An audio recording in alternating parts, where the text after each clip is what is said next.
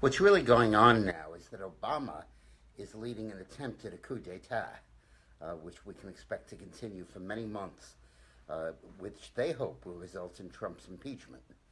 Here's how the move unfolded. The first step was during the election, make Russia radioactive. Any contact with Russia, blame Russia for all the leaks, which may have been the case or not, but in any case, they didn't make up the documents, and transform the email scandal and the WikiLeaks scandal into a Russian attempt to hack the election. And then on election day and right after, keep up a chorus of accusations that Russia meddled in our election.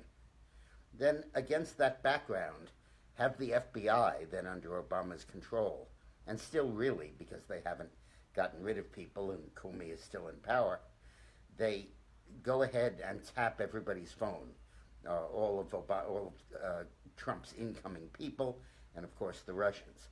And then mousetrap them, booby-trap them, ambush them during their confirmation hearings, and try to press them into saying things that might not technically be true or are true but can be misinterpreted to lay the basis for future investigations. The first victim was Flynn, who they wanted to get rid of anyway, not just because he was Trump's appointee, but because he took a hard line on Iran and other issues, and Obama's people didn't like that. A much tougher line than Tillerson or Mattis have. Then after Flynn, they're going after Sessions. And again, it's based on an ambush at the confirmation hearing. They asked him, did you have any contact with the Russian ambassador during the Trump campaign? And the Russians during the Trump campaign, and he said no, because he assumed that that meant campaign contacts. As a member of the Armed Services Committee, high-ranking, he regularly meets with other ambassadors. His staff listed 25 sessions he'd had with them, different ambassadors.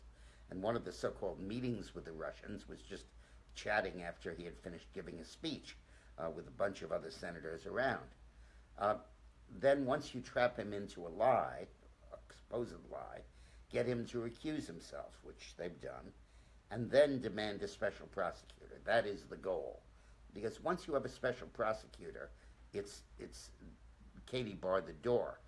You can't possibly limit what he's doing, because the special prosecutor has a staff designed for one purpose, to get the president. And they can look at anything, any crime or any effort thing that comes before them while they're investigating what was the nominal purpose of the special prosecutor. Remember, Clinton's special prosecutor was over Whitewater, and he ended up trying to impeach him over Monica Lewinsky, which became Whitewater, became Paula Jones, became lying under oath, became Lewinsky. And this kind of trail can happen with any special prosecutor.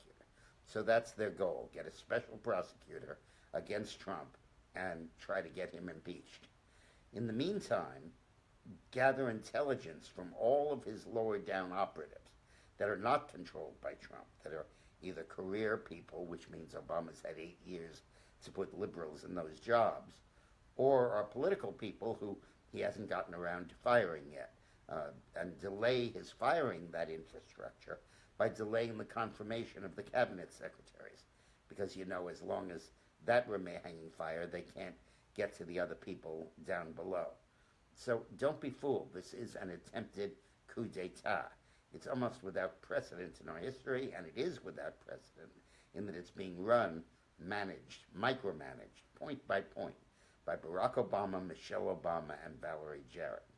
Please spread this all over the place, because the media isn't really telling it like it is. And you gotta see this scandal, this so-called scandal, through these lenses. Thanks very much for watching.